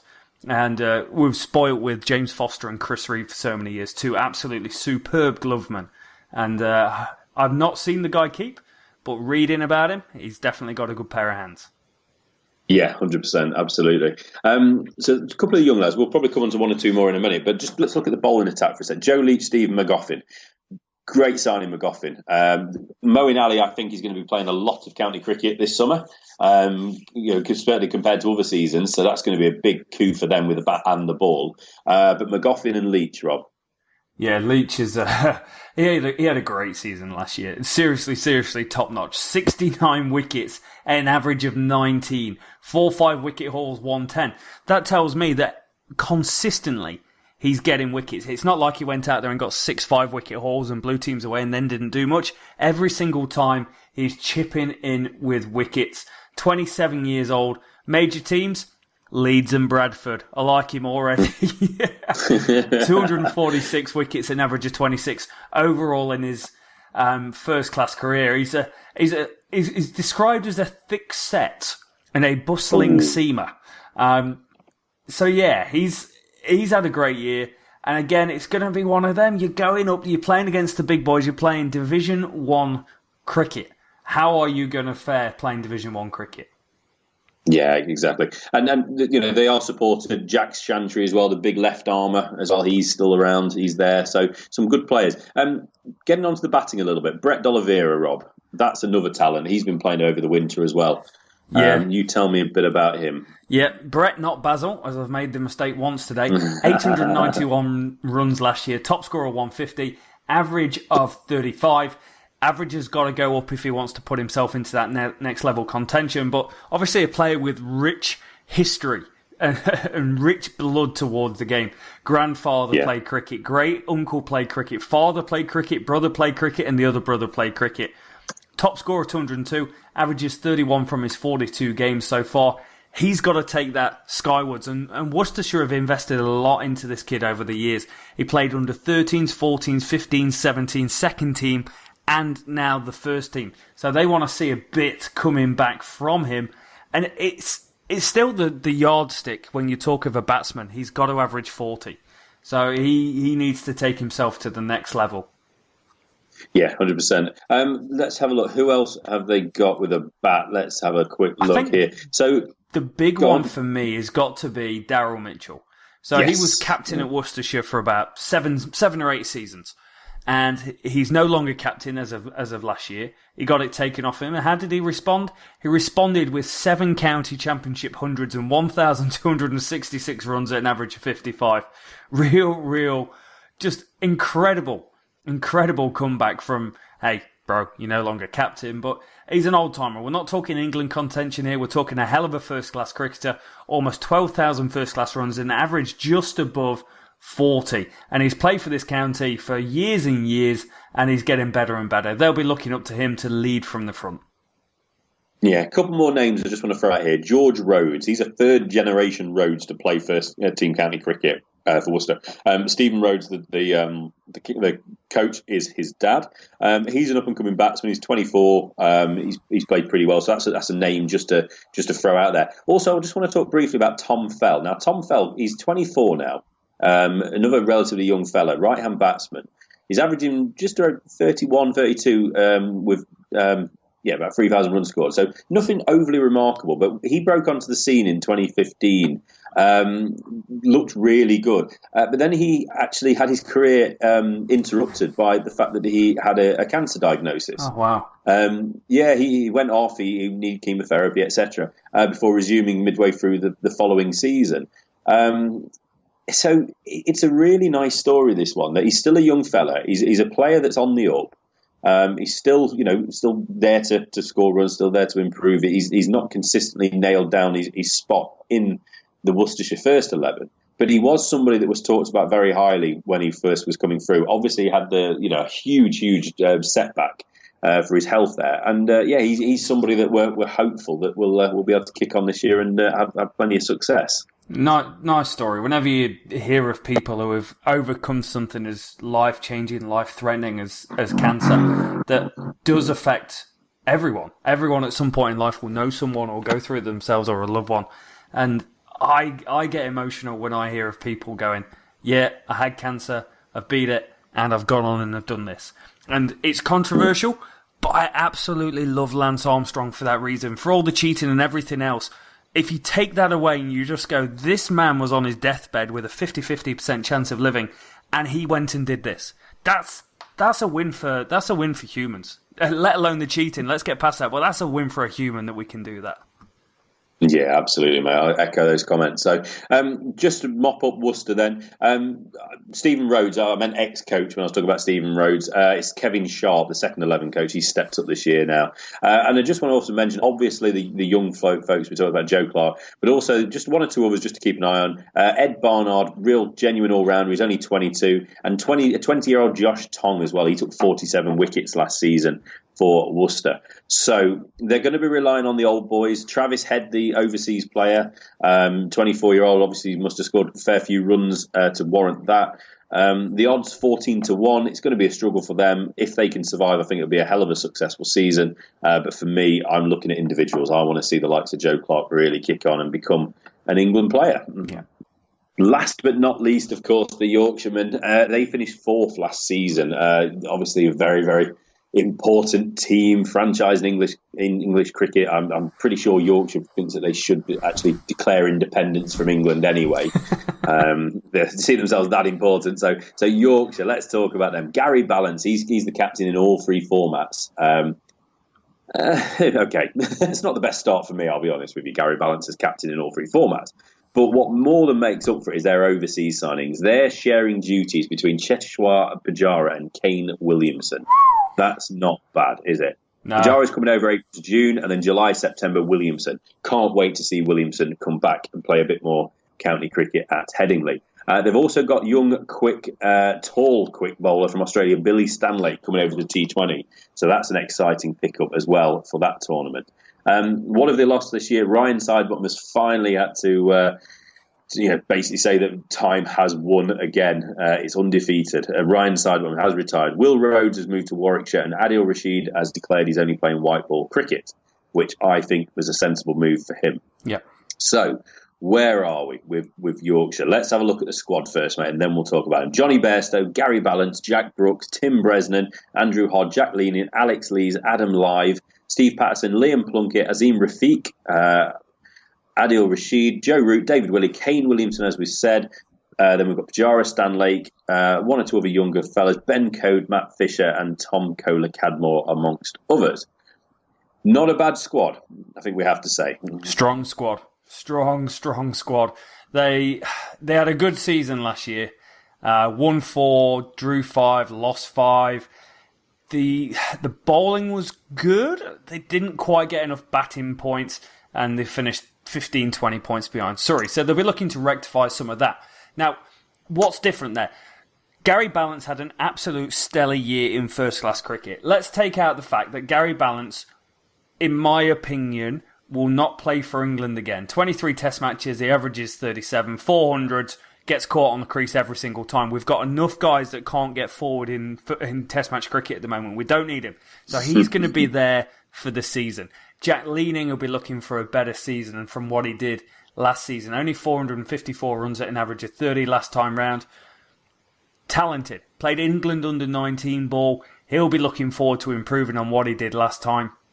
And then it's the two openers, two really, really decent openers. You've got Adam Live, who played for England, made a century for England, only averaged 20 in international cricket, but he's solid, and he's been solid for years in the first-class game. And incredibly, the guy is only 30 years old. I look at him and I'm like, bro, what?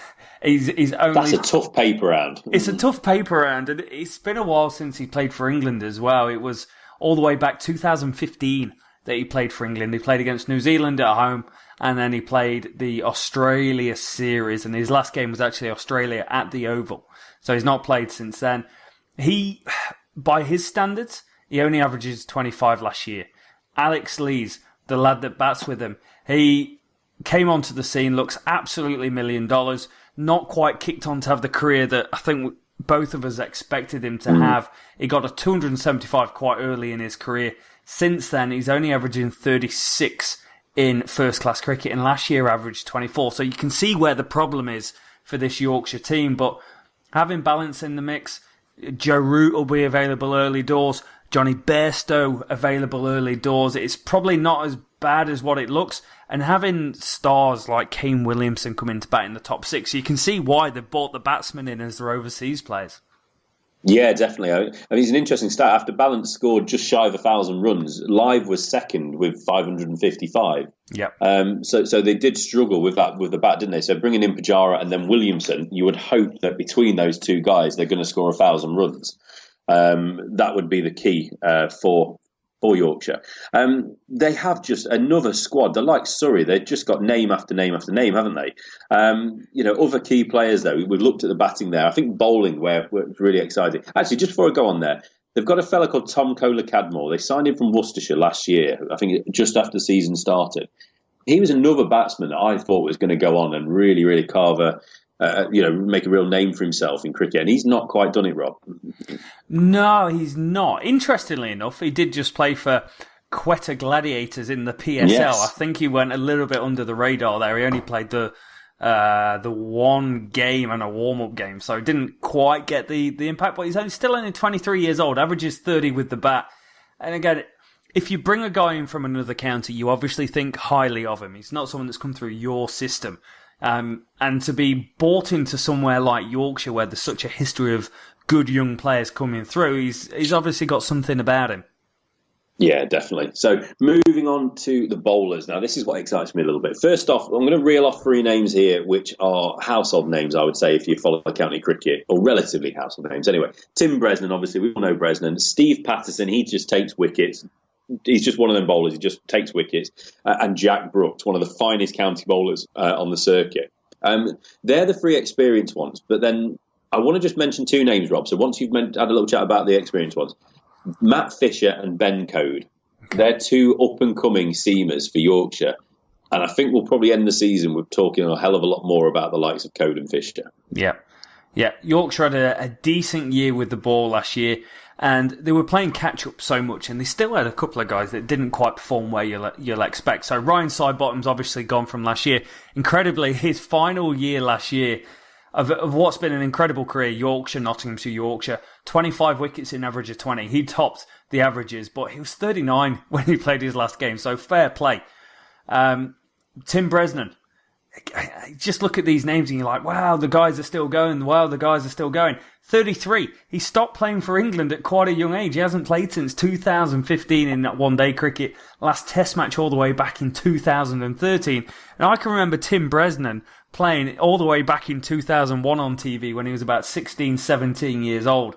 He's a top bowler at this level. Averages 31, over 500 first-class wickets. You talk about Patterson, 34 years old, 348 wickets in average of 28.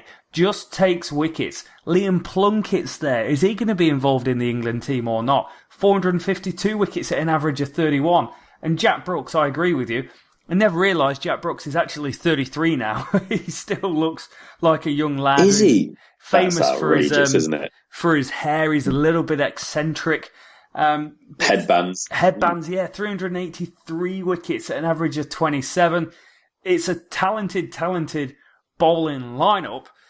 The one guy that I look at it and go, wow, he didn't have the season I expected last year, is Adil Rashid, who's an integral part of this team.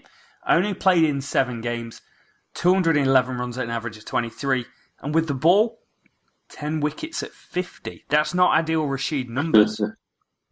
No, Adil Rashid, obviously white ball only this year. And I think Yorkshire is set up for a really good run at both competitions in the white ball. But Championship, I think they'll want to obviously get back towards that top of the table and try and compete. But I think we might just see them struggling a little bit. Jason Gillespie was their coach. He's been replaced. Andrew Gale went from captain to, the opening batsman. He went from captain to coach last year. This is his second season. Really talented squad. Again, I want to see the Codes and Fishers of this world step up. Yeah, but we'll see how they get on. What do you think? What are your thoughts on the two young seamers, Rob? Code had an absolute stellar year last year. 5th top wicket taker in Division 1. That's not bad for a young lad. He's 24 years old and he picked up, was it 50 wickets? 50 wickets in average of 20. So, again, a lot about him. He's Yorkshire through and through, right? He was born in Harrogate. He went to Thirsk and he played for the under-15, 17 Yorkshire Academy, second 11, and then the main Yorkshire team. 55 wickets, an average of 22 overall in his career so far, and he's just starting to come into his own as a cricketer. Hell of a start, isn't it? So yeah, Yorkshire are going to be there or thereabouts. 6-1 the odds have been given. We shall see. So that wraps up the 8 teams. It's a hell of a lot more than we thought it would be talking about these teams. It's exciting. We're ready for the season to start now. Just need the weather. Right then, let's have a look at this. Who's going to finish where? This is the all-important prediction. So let's start off at the bottom. Let's work from that way, Rob. Number 7, number 8. Who have you got? Who's going down? Who's going back down or down to the Championship Division 2? I don't quite see enough depth or quality for Division 1 cricket for Somerset and Worcestershire. I am in agreement, Rob. I am in agreement. I think that's the case as well. Worcestershire, the talent they've got is there, but I'm just not sure. Likewise for Somerset. Okay, I think we are in agreement. So, Number 6, I've got Surrey. Where are you? I've got Hampshire. Ooh, interesting. Okay, that's fine. Number 5. I'm going to put a disclaimer next to my number 5 because I think my number 5 and number 3 could swap. Okay. Number 5. So I'm going... Oh, you go. Go on. Oh, I'm butting in. I'm going with Surrey. Surrey. Okay, so you're one spot ahead of me for Surrey. I'm going Nottinghamshire at 5. Okay. But as all will be revealed, I think Nottinghamshire and the third place team could be the ones that swap. Okay. Number 4, I'm going Yorkshire. Nice choice. I've got Nottinghamshire at 4. Okay. Solid season for the Notts boys.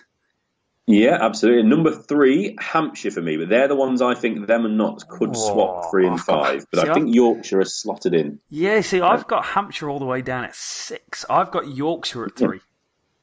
Okay, that's fine. You're allowed. And who's your runner-up? That's the key. My runner-up is going to be Lancashire. Right, Lancashire. I'm going Essex, mate. So that means that you're predicting Essex for the win and I'm predicting Lancashire. Yeah. So at least we've got 1 and 2 in the same order. So I'll run through mine first and then we can remind ourselves of yours as well, Rob. So I'm going Lancashire champions, Essex runners-up, Hampshire in 3rd place, Yorkshire in 4th, Nottinghamshire at 5th, but Hampshire and Notts could be either way. Surrey in 6th, Somerset 7, Worcestershire 8. Rob? Okay. So I'm going Essex 1, Lancashire 2, Yorkshire 3. That's a solid English county championship. 1, 2, 3 if ever I heard it. Nottinghamshire at 4, Surrey 5, Hampshire 6, Somerset 7, Worcestershire 8. You've heard it here. It's done. It's in the books. It's wrapped up. It's confirmed. County Championship season gets underway Friday the 13th, very, very soon, next Friday. We've got a little bit of universities warm-up games going on at the minute with the counties, but that's where it is. That's your Championship Division 1 preview. Absolutely superb, Rich. Top draw. Let us know, guys, who you think are going to win the County Championship in the comments below. And if there's any young players or star players that you think are really going to break out this year, that's what we want to see. International cricket is the absolute pinnacle of cricket, and that's exactly how it should be, and that's how it should stay. And we always want to know who's that next guy that's going to step up. So let us know. Anything else from yourself, Rich? No, that's done in the books for us. So obviously we're going to get on to Division 2 and we'll do that out as a separate pod. But no, I think we're ready for the county season to start now, aren't we? Can't bloody wait. It's the start of the summer. Guys, you've been legends. Till next time.